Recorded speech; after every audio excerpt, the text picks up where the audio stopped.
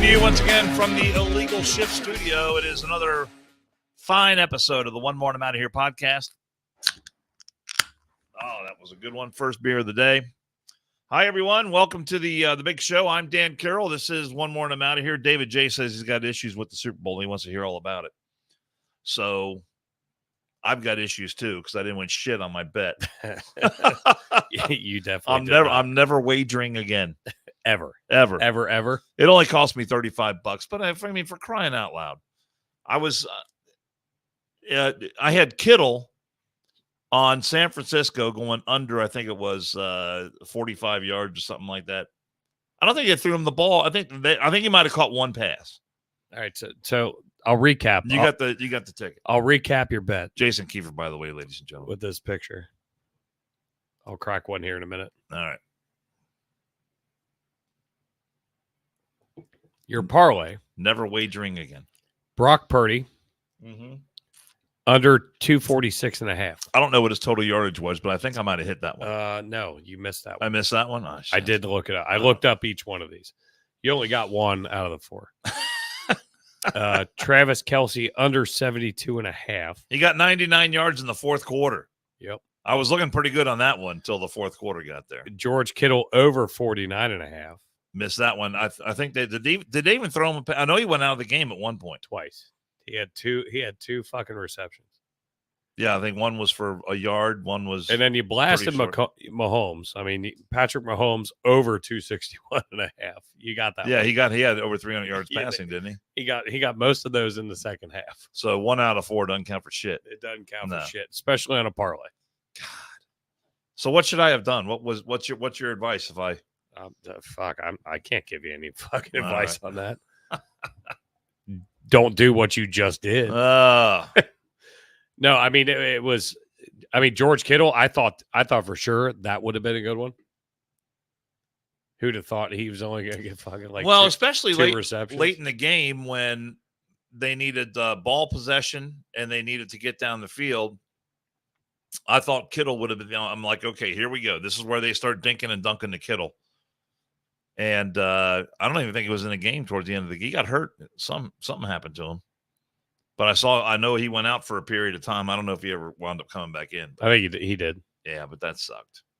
That's all right. What are you going to do? I mean, I was obviously rooting for the 49ers. I made sure that was a fact because I hate Taylor Swift. So that completely directed my direction on how I wanted that outcome to be. Yeah. Only Joe Burrow stands in their way of the Chiefs three-peating again next year. Will it happen? Will Joe Burrow make a triumphant return? Let's hope he's healthy. Let's hope he's healthy. But I think we can. If he gets hurt again next season, do the Bengals need to rethink the whole Joe Burrow thing? Well, they're already paying him, so I know. So we're fucked. So then it will go back into the 90s. I mean, some guys are just, you know this to be true. Some guys are just accident prone. Sure. You're one of those. What? I don't have when's the last time I had an accident? I just watched the way you walk, and you're one accident away. From what? Falling down. You walk like a caveman. And I worry about you every time I see you walk. But I worry about you. Well, if I didn't care, well, what are you worried about? I'm afraid you're going to fall and hit your head. Oh, for God's sake! Yeah, for God's sakes! I have excellent balance. I'm an excellent driver. Excellent reflexes. I'm an excellent driver. Well, that too. No, so Super Bowl was we had a good time. Didn't get the outcome that I was looking for, but what was a good game, I will say, was a great game to watch. Very close until it wasn't. But, the way the 49ers came out, I thought, they were coming out, just pushing the ball. And, I'm trying to remember the stat that I heard that the Chiefs in the second half, got 270 yards, 285 yards, whatever it was in the second half. But the 49ers in the first half of the game did an awful lot of moving the ball with not a lot to show for it. And then that blocked extra point turned out to be huge. You can't do that. You can't have you can't miss your extra points for one. And two, you can't muff a punt and let it like fall through, hit your leg, and then all of a sudden, boom, they get the ball back and they score. Yeah, that was not Guess good. what? That was not good. That is football 101. You're going to lose the fucking game most likely every time that happens. All right. Well, Super Bowl's over. Shanahan, though, Shanahan's a great coach. Andy Reid's a great coach. Do you think Andy Reid should file assault charges on Travis Kelce? I'm looking at the picture right now. Because I think he should. Of Kelce doing that. I think he should. He was assaulted. Well, I mean, you may not believe this, but I'm an athlete. Oh, yeah, I don't believe it. Don't believe it. And I understand heat of the moment. I have a complete and thorough understanding of that emotion and what goes into that. So I'm simply chalking that up to heat of the moment. Kelce's a competitor. He wants to be in there. He wants to contribute. He wants to matter. Which his first, doesn't mean that I condone what he did. Had nothing. He had one catch for 1 yard, I think. Right. It was, and I was looking pretty good on that under. I was like, yeah, man, this one's going to come. Doesn't mean I condone what he did and the way he approached the coach. He needs to man up and apologize for that. Totally out of bounds, totally wrong for him to do that the way he did that. Andy Reid just said, but I understand the emotion that was behind it. Andy Reid said he caught him off balance. Well, I said, well, guess what? Weebles, wobbles, and they do fall down. When he pops back up, that's a problem. Yeah, well, when Kelce comes up on just about almost anyone on the planet like that, you're going to catch him off. And Kelce's a pretty big guy, man. I fucking love it. Oh, he caught me off balance. That's all right. They won. They didn't give a shit. Got a Super Bowl trophy to show for it. So that is facts. Another one. But yeah, Joe Burrow, man. I mean, Joe Burrow and the Bengals. We'll talk about it as we get into football season next year. But if ever there was a scenario that was right for storylines, Joe Burrow makes his return to Louisiana, where he won a national championship, and now he comes in there to win the Super Bowl. So we'll see. We will see. We will see. If he doesn't get hurt again. And I am not accident prone. Okay. Cincy 513 said somebody needs to go to Coldstream and wrap him in bubble wrap. Put him in a hyperbaric chamber for the whole off season. Oh, and one of the things I do on radio is every year I do a recap and a critique of all the Super Bowl commercials. While you're doing this, I'm going to get these two things. So one of the Super Bowl I was looking forward to seeing was the Bud Light commercial, because they were going to take a stab at trying to be funny and topical again and making their commercials interesting instead of, and again, try and get away from the whole Dylan Mulvaney transgender debacle that they had. And the thing is with Bud Light, I mean, they're so far down the road on this now.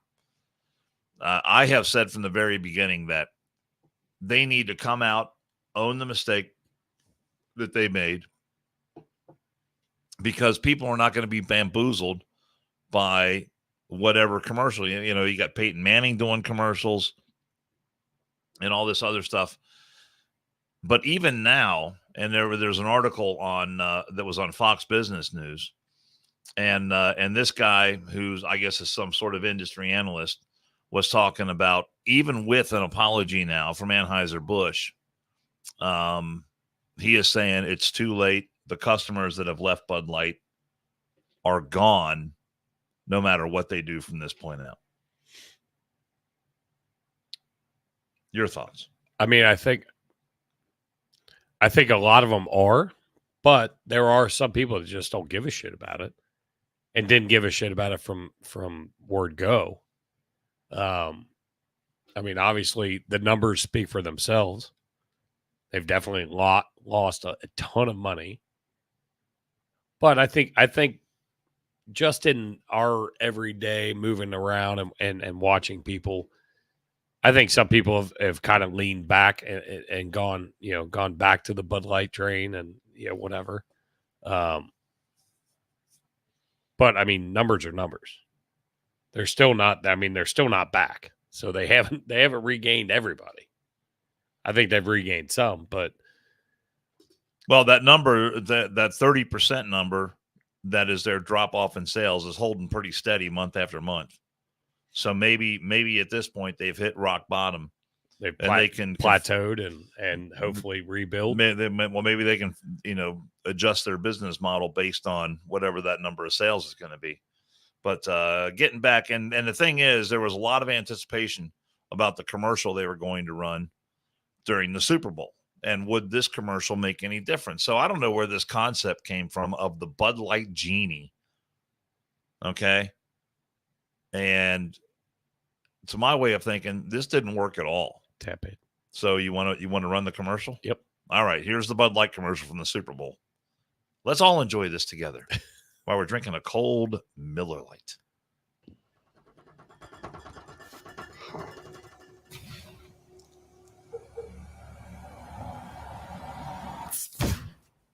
Are you the Bud Light Genie? Yeah. So we get wishes? It's my thing. Gimme. 80s metal hair. Yes. Filthy rich. So filthy. Invisible. Predictable. Giant bicep. Big one. Sports car? Stretch it. Oh, let's rock.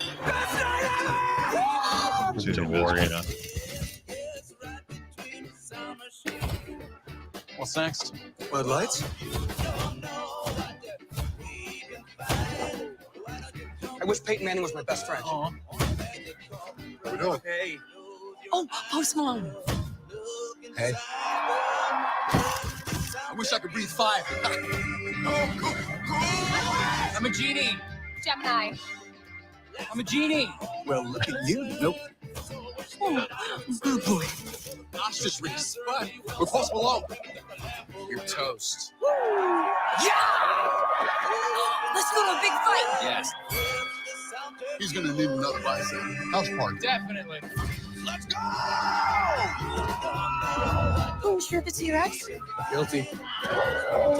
Super Bowl 58? Now we're talking. I knew Dana White would be in that. All right. So there you go. Look at all the celebs you got in there.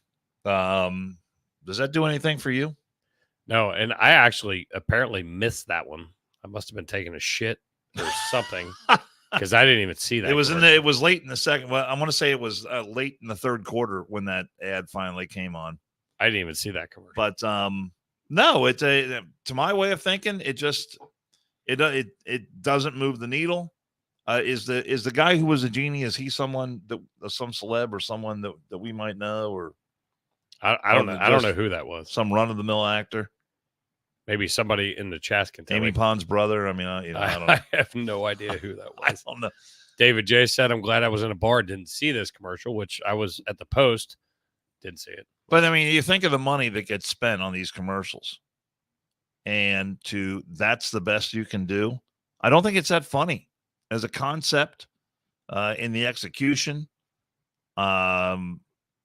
I just don't. I just didn't think. I didn't think really any of the commercials this year were that funny. I did. The Christopher Walken commercial was good. I like the Walken one, and I did like the Dunkin' Donuts one with Affleck and Matt Damon. It's really hard to be your friend right now. I did like that and one. I think you've said that to me before. Well, we may or may not have been there.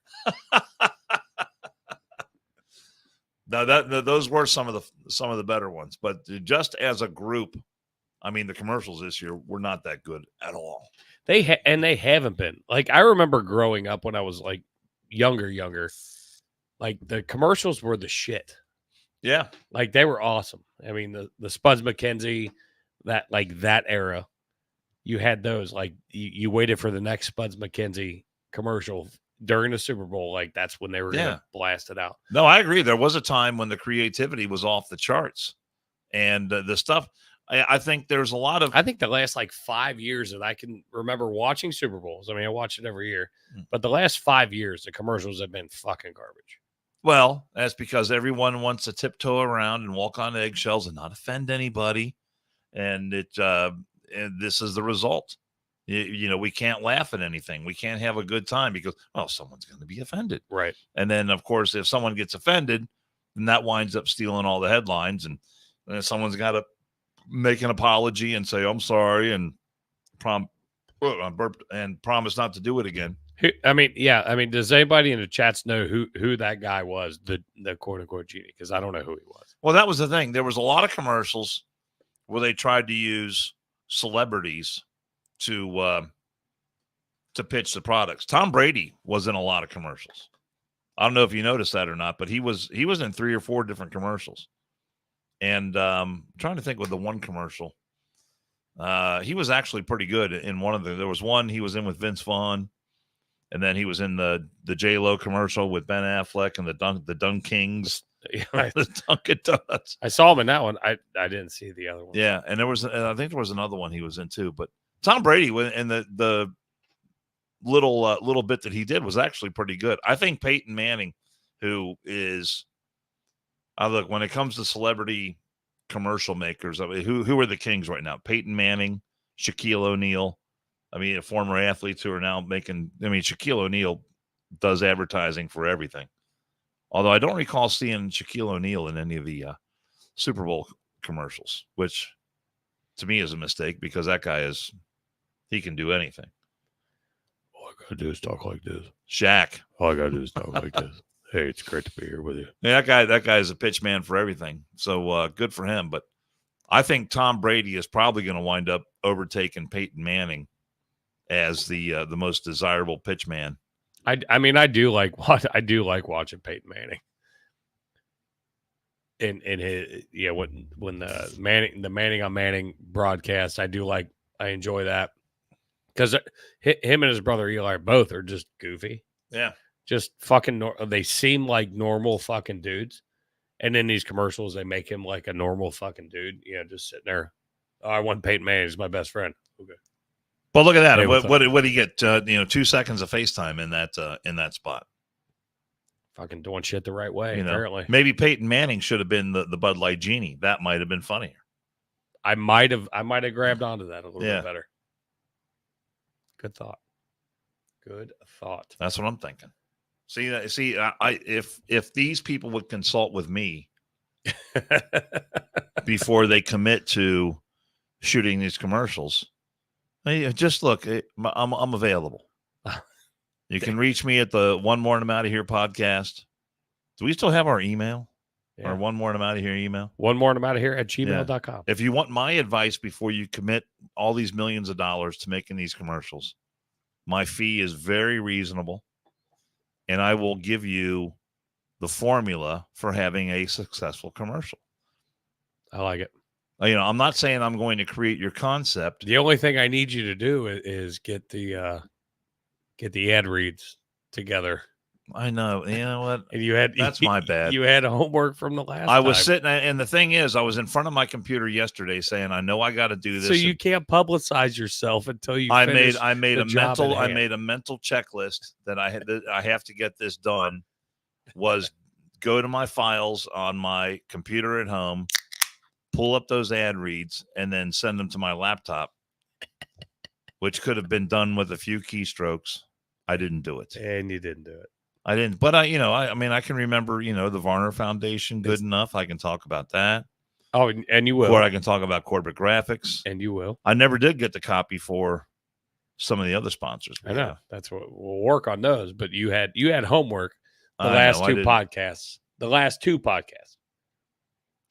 But part of my homework was making that wager that didn't work out. No. That wasn't your homework.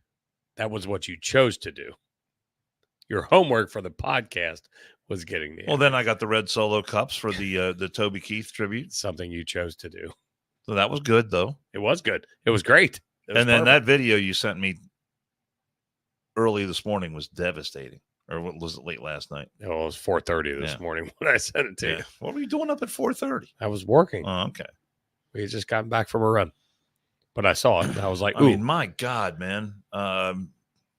It was shocking to see that video. Cancer's a bitch. This was a Toby Keith TikTok video where, and I didn't pull that up because we don't need to watch it, but it was It was didn't like even 7 minutes long. didn't even look like him, but him talking to his fans and friends and whatever.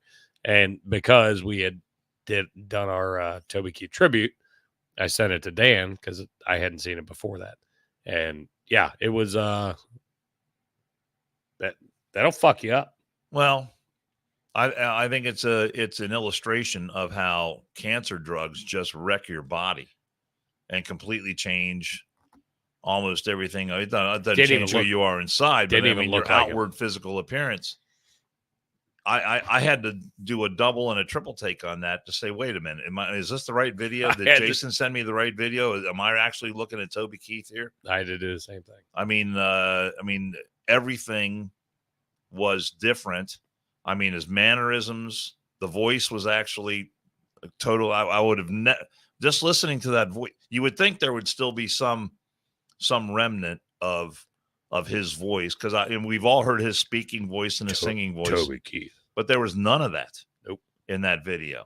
I'm thinking Jason sent me the wrong video, some other dude who I didn't, but it was him. It was him. It was unbelievable. Crazy. Horrific. So I'm guessing that video is making the rounds on the internet. So there's probably a lot of our One More and I'm Out of Here podcast family that has seen that video. But just absolutely devastating. And I guess I'm lucky because I haven't had a lot of people in my life that have gone through cancer treatments that have reached that. I've had a brother, a sister that have both survived colon cancer, some friends that have survived different kinds of cancers, but they never reached that point. I think where Toby Keith was, to where he decided, you know what, that's I'm done with it, because it was just wrecking his life on such a daily basis that when he quit taking those drugs, he said the pain was actually more manageable than when he was on the drugs. Yeah. Yeah. It was nuts. In the conversation you and I had, that's when I saw that, I was like, I need to send that to Dan just so you could see it. I'm going to do real quick, this day in history. Oh, pulled some things up. Someone did their homework. I did some homework today. Don't hurt yourself patting yourself on the back. I'm not patting myself on the back. Can you reach over there and grab me a cold one before we engage in this part of the discussion today? Thank you. Sure can. Thank you. This day in history, February 13th, 1861, Army Surgeon J.D. Irwin rescues 60 men. The first Medal of Honor action, but not necessarily when that medal was awarded. 1861. So that would have been the Spanish-American War? So U.S. Army Assistant Surgeon Bernard John Dowling, J.D. Irwin, rescued a kidnapped boy and 60 soldiers encircled by legendary Apache warrior Cochise on this day in history, February 13th, 1861. How about that? So the Medal of Honor. I think there's a fort named after him. What, after Irwin? Fort Irwin. Okay. I would guess. It might be in here. They're changing the names of a lot of different Army installations now because they're not politically correct. Irwin's heroic volunteer effort under dire circumstances in the Arizona territory has gone down in American military lore as the first Medal of Honor action. Took place before the award existed. The Medal of Honor, nation's highest recognition of valor, was created the following year during the Civil War. So he did all this shit before the Medal of Honor was even a thing. Surgeon volunteered to lead a 14 men and mule train on a 100-mile trek through a blizzard. Damn. During the rescue effort. And just think, it's a slow-moving rescue. It is a slow-moving rescue. And I was going to say, just think here in Cincinnati, we get 6 inches of snow and everybody's shut down. Can you imagine a wagon train going 100 miles? The dramatic encounter began days earlier when a band of Apaches kidnapped a young boy who had settled the Arizona territory with his family. Let's see. The abduction led Should to make a movie out of a that. frantic chase by American troops from Fort Breckenridge, who were then surrounded by Apaches. So this fella, Maybe there is a movie made out about that. I don't know. I bet there is. I'm not sure. But Sergeant Irwin volunteered to go to the rescue of 2nd Lieutenant George N. Bascom, 7th Infantry, who with 60 men was trapped by, I'm not even going to try to, they're Apaches. I'm not even going to try to pronounce that. Under Cochise. And then let's see. Irwin and 14 men not having horses began a 100-mile march riding mules. After fighting and capturing the Indians, recovering stolen horses and cattle, he reached Bascom's column and helped break the siege. Outstanding. That's a pretty badass motherfucker. That's some badass shit right there. So And he lived through it. yes. How about that? How many of the 14 others lived through it? Do we know? Let me see. What does it say? Bear with me. Bearing with you. What followed on February 13th in Apache Pass, Arizona, was an act of tactical ingenuity in the face of overwhelming odds. Bascom's 60 men were liberated and joined Irwin and his 14 soldiers. Unified force then pursued Cochise into the mountains, where they were able to engage him and rescue the captive boy. Is that a real life picture of that guy? There's no way. No, that's not him. That's Charles Bateman, starred as Lieutenant Irwin. So there is a movie. How about that? So I what's didn't even know there was a movie made about it. The Hero of Apache Pass. Go check it out. I'll check it out. It's even got a cool name. The Hero of Apache Pass. That sounds like one of the names of the movies you would hear in a Quentin Tarantino movie.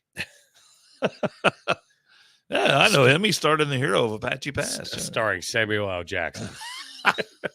Motherfucker. You're not completely wrong there. There you go. That's a good day. This day in history. Got anything else? Also today in history, Bruno Richard Hauptmann found guilty of killing the Lindbergh baby. Oh, Son of a bitch. what was the sentence? Got sentenced to death? Let's see. Yes, he was executed. There you go. That's what we need. We need more executions in our country. So Kill the bad guys. The Recidivism rate goes way down. I'm gonna channel my inner Rob and say I don't care about that one. Actually, I do care about this one. But 1633, Italian astronomer Galileo arrived in Rome Oh, I knew that dude. for trial before the Inquisition, accused of defending Copernican theory that the Earth revolved around the sun instead of the other way around. So that was heresy back in the day. Galileo was found vehemently suspect of heresy and ended up being sentenced to a form of house arrest. Did he have a bracelet? I wonder. Did they take his telescope away? Did he have any of the attributes that I see when I go to work? Didn't It didn't have a cell phone. Didn't have internet access. Didn't have any of that stuff. That son of a bitch Had to read books and stuff. He challenged things. I wonder what side if I was alive back then, I wonder what side I would have come down on.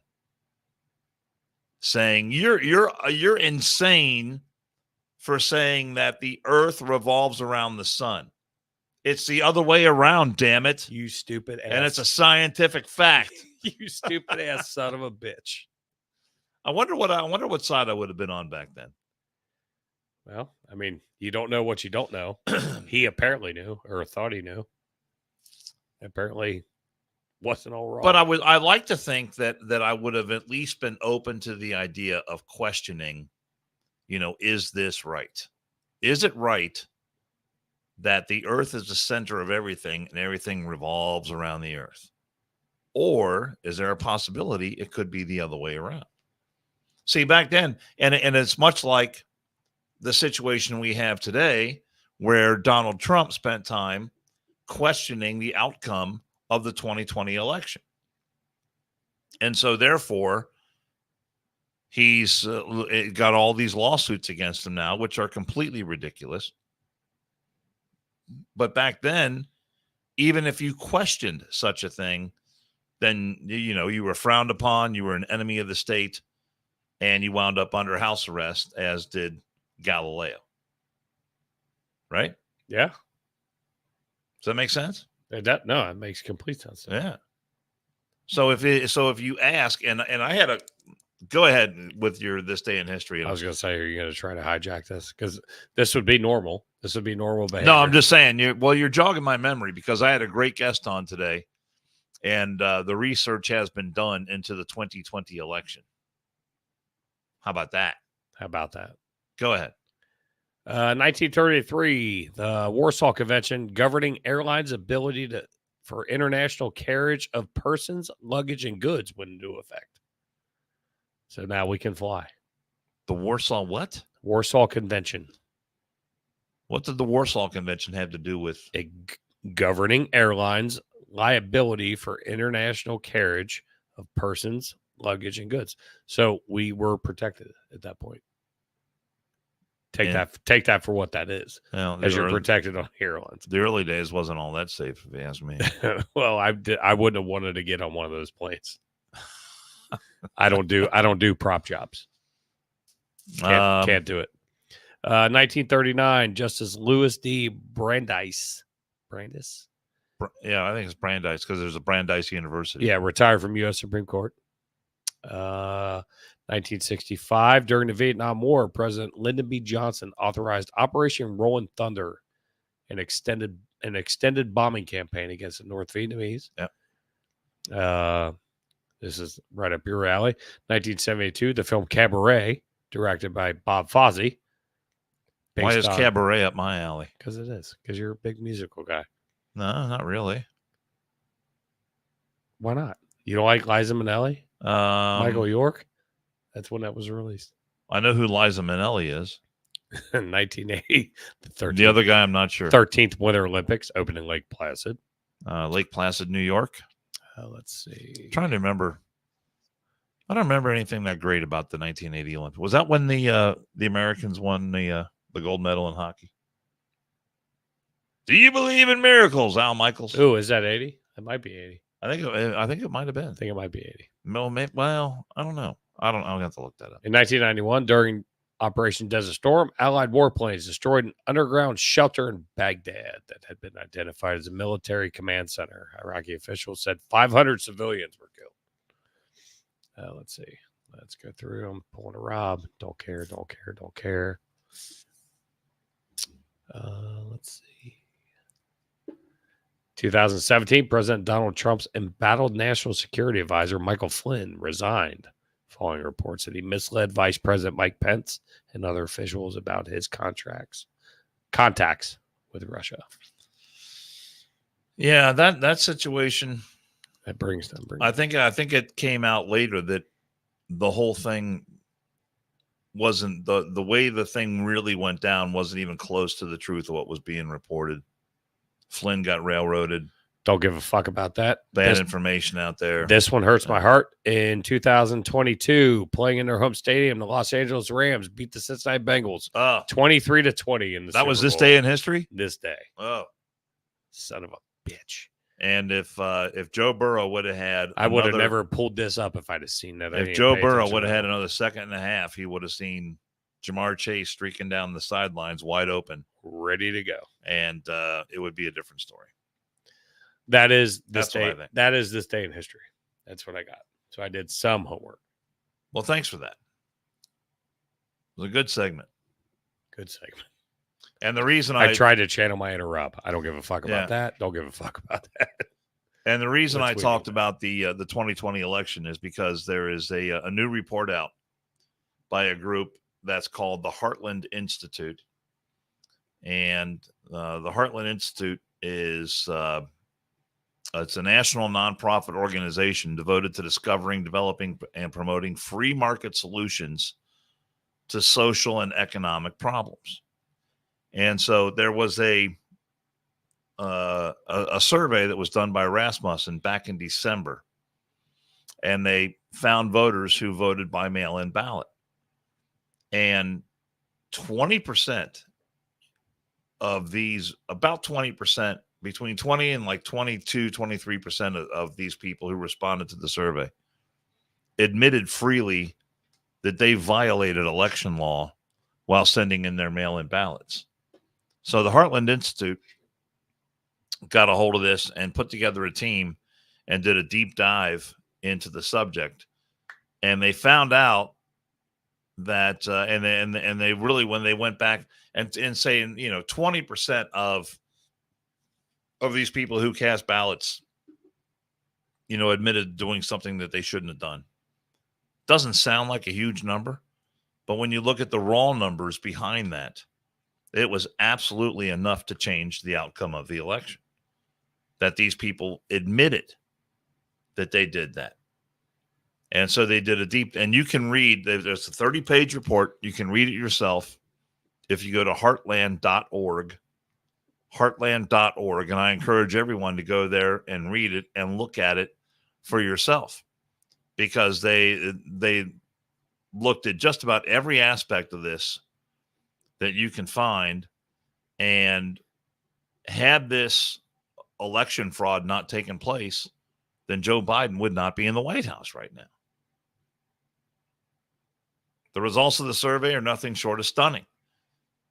And upon their release, they sparked numerous conversations about the amount of fraud in the 2020 election. And what have we been told time and time again? The 20 election, totally clean. Above board. Fairest election ever. Above board. Pure as the wind-driven snow. I mean, all that stuff. 21% of mail-in voters admitted in 2020 they voted in a state where they are no longer a permanent resident. 21% of mail-in voters admitted that they filled out a ballot for a friend or a family member. That should be frowned upon. Should be. Let's see. What are some of the other findings in this? 17% of mail-in voters said they signed a ballot for a friend or family member without his or her permission. Does that seem right to you? No. Fuck no. 19% said that a friend or family member filled out their ballot in part, in full, or on their behalf. Here, you go ahead. You vote for me. How? Yeah, and we're okay with that. We're supposed to be okay with that. Yeah. Rather, you're not filling out my ballot. So what they did, and they allowed for, they were saying, okay, let's say that, that 23% number, that 20% number is too high. They said, well, what if we knock it down to, say, 17% or 15%? Well, then Trump still wins the election.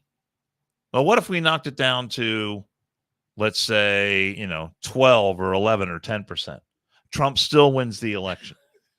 You have to go all the way, though. You have to go all the way down to 4% of people who admit that they committed voter fraud on mail-in, just the mail-in ballots. 4% to get to a tie in the Electoral College. And so at that point, the Republicans controlled the House and the Senate. And so chances are Trump would have won 4%. So it goes all the way down to 4%. And then there's another interesting aspect of this. Because of the Wuhan, right, there were more mail-in ballots than ever before in 2020. All right. So normally, and I'm looking this up about the rejection rate. The rejection rate for, let me see if I can find this real quick. I love it when you call it the Wuhan. Well, that was the lab.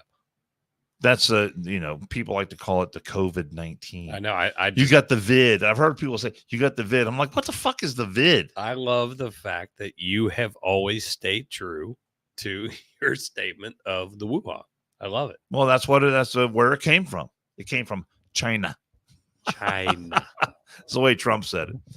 But here's an interesting fact, and I'm scrolling through the report right now to try and find exactly where they talk about this. But there's a rejection rate of mail-in ballots because people don't fill them out correctly. They don't put their names on them. They don't put their addresses on them.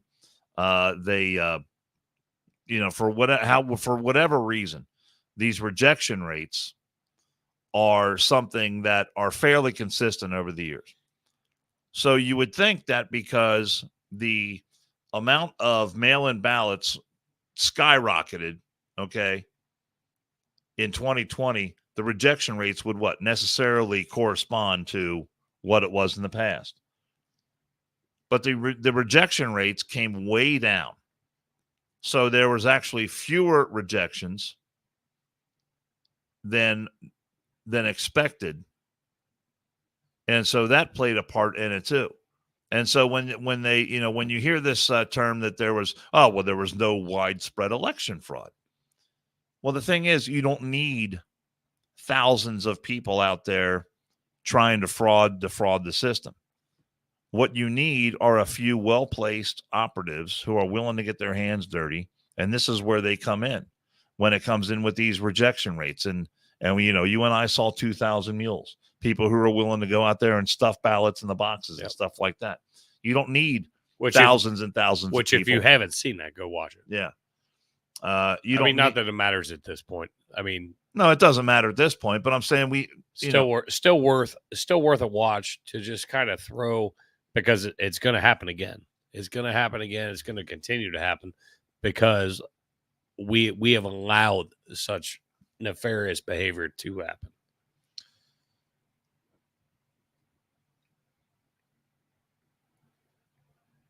No, I forgot what I was going to say. Yep, sorry.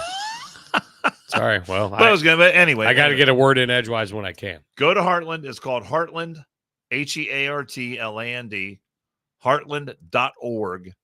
And it's all you got to do is Google it and you'll find it and you can look at it for yourself. That's all I'm saying. How about Peter Ducey here in the last fucking week and a half, 2 weeks, just completely blasting Corinne Jean-Pierre in her, and he's already been doing it, but he's been throwing some fucking bangers out there, just fucking nailing her to the point where she closes her folder up and she's like, "Okay, see you guys, bye." Fucking clown. She said one question he asked. She said, "I'm not going down that rabbit hole with you," and I immediately thought of you because that's a term you use quite frequently. That guy is like my spirit animal. Every time I see highlights of him, just and asking questions.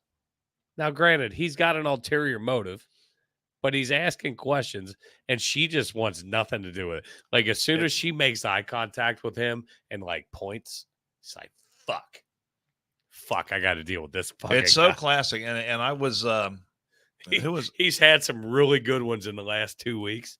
Week and a half. That, oh my god! I was talking on the radio with my buddy Curtis Halk from Newsbusters. And I call her Sideshow Bob, not even no shit. Corinne Why on earth would you do something like that? But Corinne Jean-Pierre, and I was talking to my buddy Curtis Halk from Newsbusters.org about that, and I said, look, man, I said, when this thing is all over, and Corinne Jean-Pierre is no longer the White House press secretary, I said, her and Ducey need to take this show on the road. And I said, I would buy a ticket for that.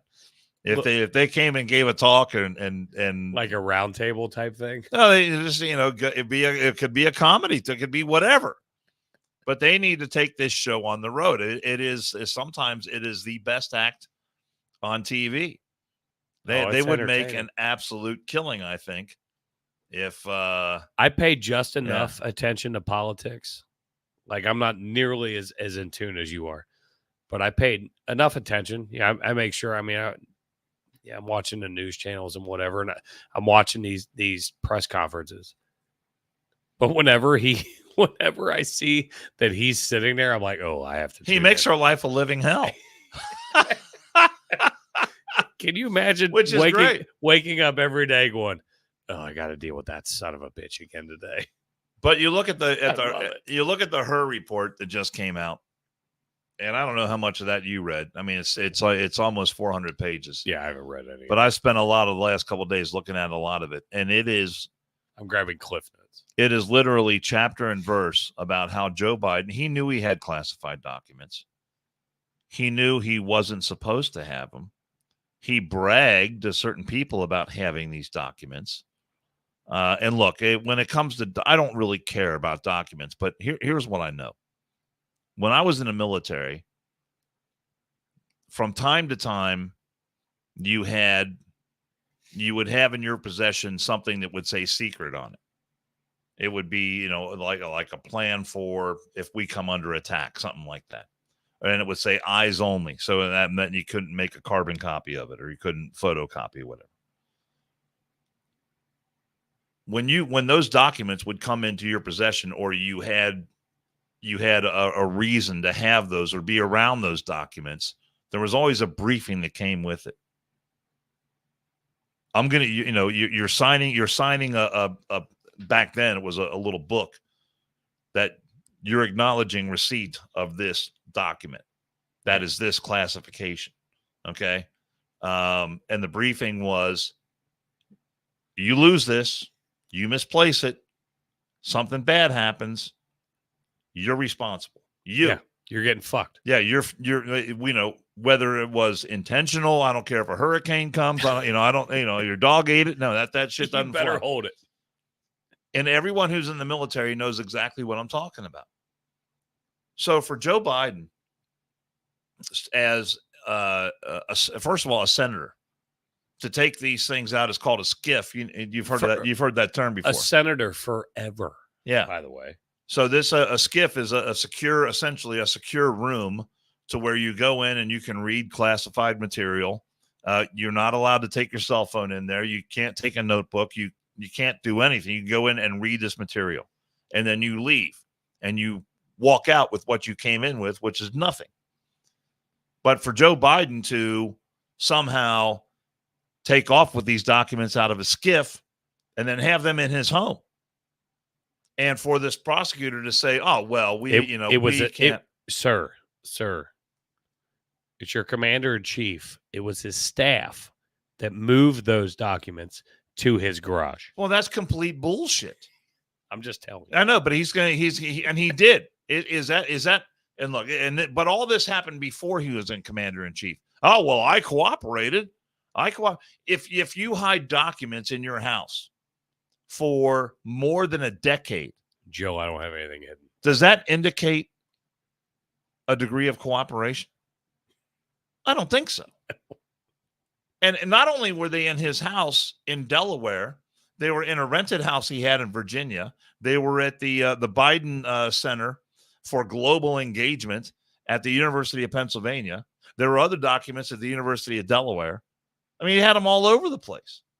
And he said, well, some of them weren't that important. No, you go to the report, look at the list. And the list is classified, secret, top secret. I mean, all these. So he had, according to him, none of them had the red and white borders around them. That's complete bullshit. That's according to him. Yeah. With one of the statements that I saw was, I mean, nothing had any of the red and white borders around it. Yeah, the ones that you're not supposed to read. Read the report. The report is out there. You can read it. So then he questioned, but then, or he didn't question, but that Ian guy, I can't remember his last name, the one that was sitting there saying it as he's going through that report. In the beginning, I mean, they said that he was a little aloof and elderly and not real respondent. But then they start questioning that guy's fucking parameters on the fact his name's Ian something or other.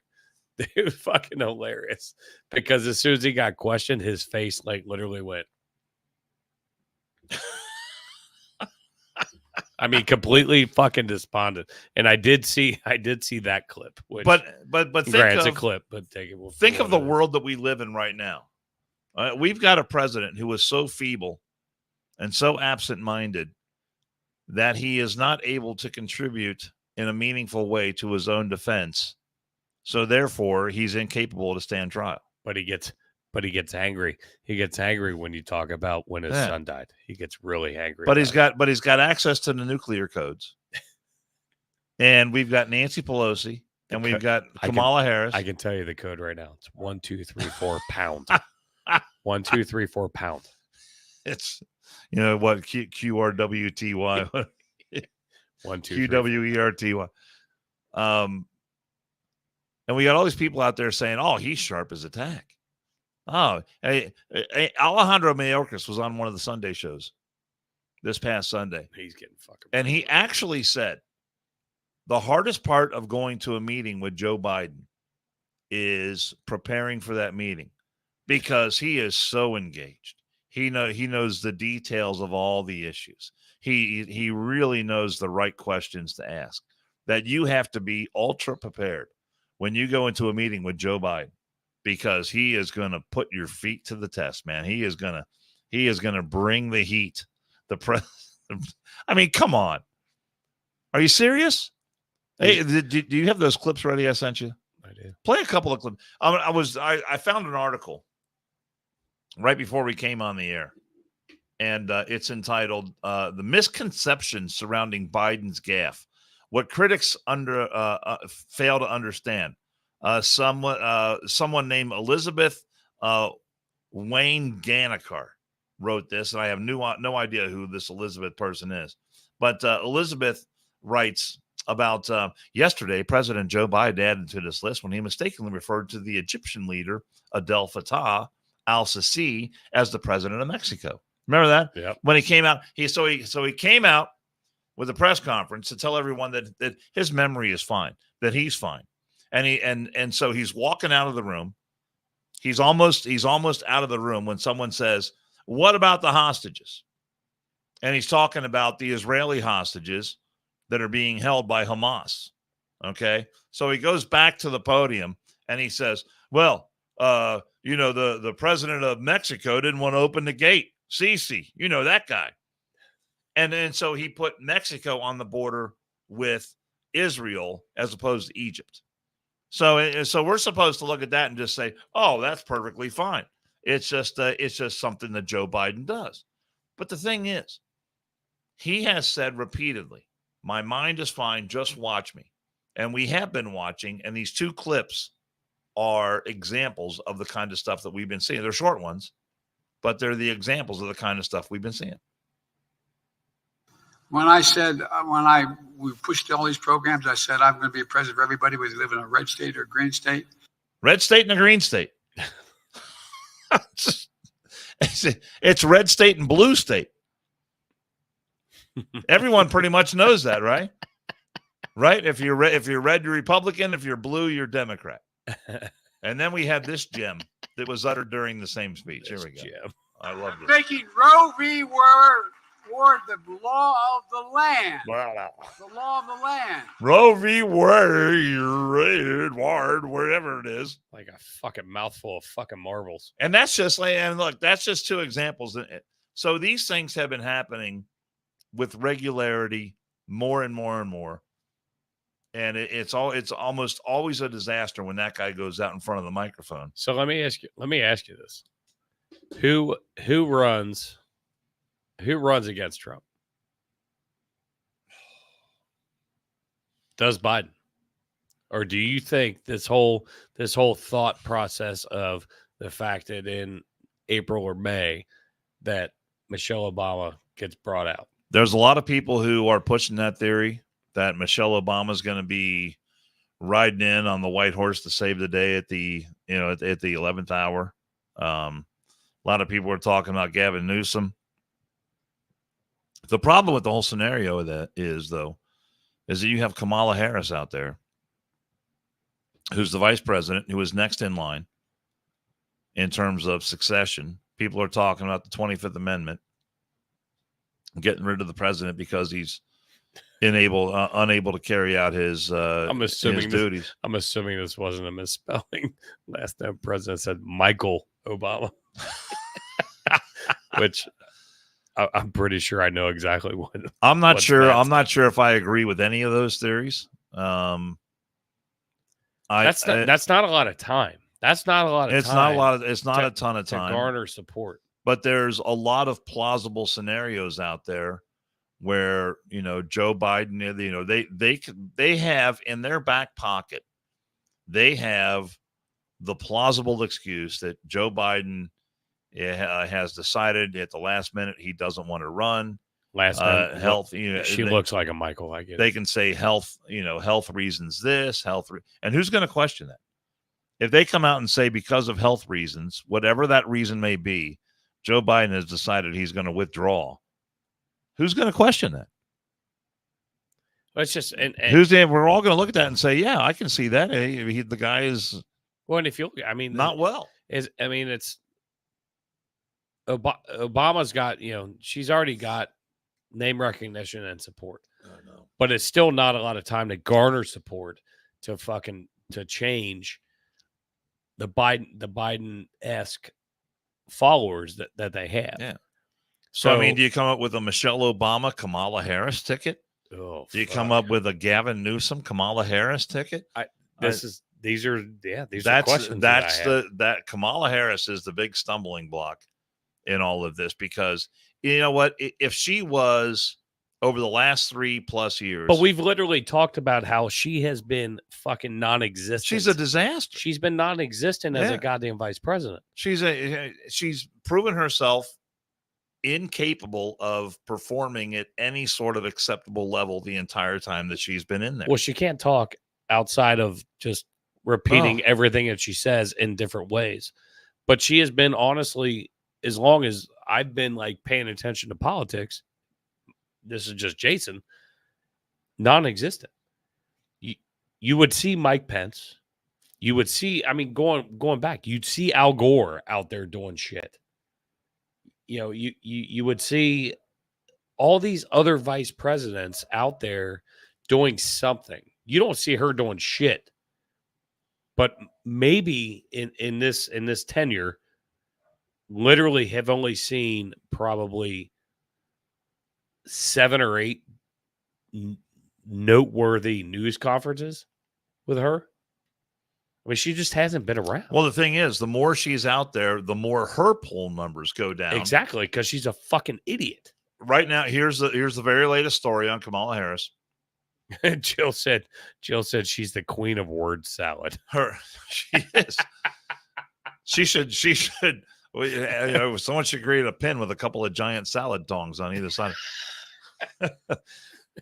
Her favorability rating has declined. 53% of registered voters hold a negative view of her. That is a 4-point drop since June of last year. So her numbers are in the tank too. Yeah. Her numbers are horrific. And don't think people don't look at that kind of stuff. And they have tried all kinds of stuff to rehabilitate her. And she is right now on what I call the all abortion all the time tour, because she's out there touring the country, making speeches. And essentially the only issue she talks about is abortion on demand, all abortion all the time, because that is one issue that Democrats have to where that resonates with it's the only thing they can hang their hat on. Yeah. It resonates with a certain amount of voters.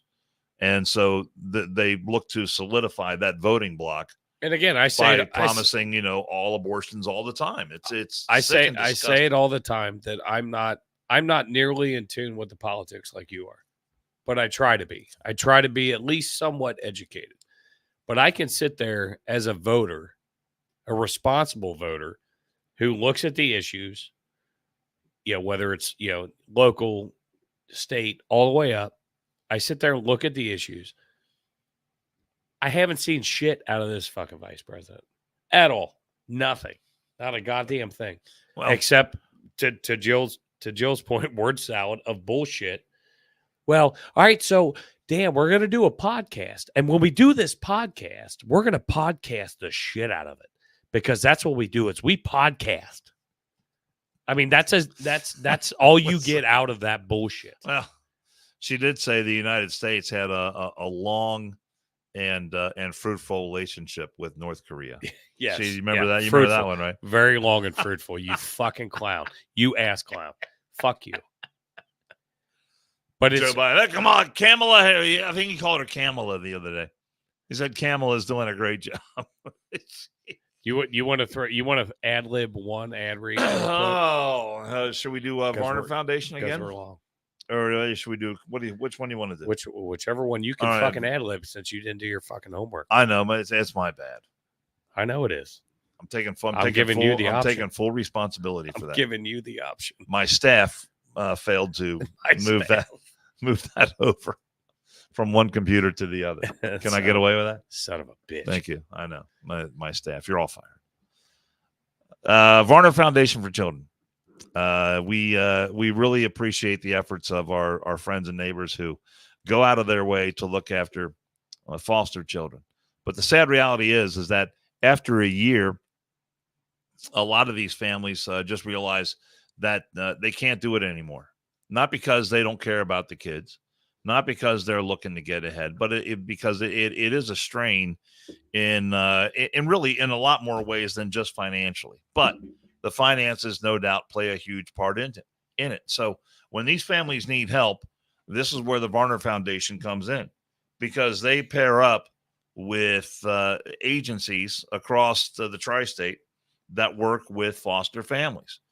And for whatever reason, if a kid needs a new pair of shoes, let's say it's an extra bed, maybe the roof has a leak, they got to get a kid to a doctor's appointment, can't do it, the car broke down. This is where the Varner Foundation comes in and helps out in these emergency situations. And the great thing about the Varner Foundation is that all the money, 100% of the money goes to the mission. Oh, you got a drink on that. And Dan Varner has been a great friend of this show. We really, there's a lot of things that we couldn't have done without him. But this is a cause that is near and dear to his heart, and he does it the right way.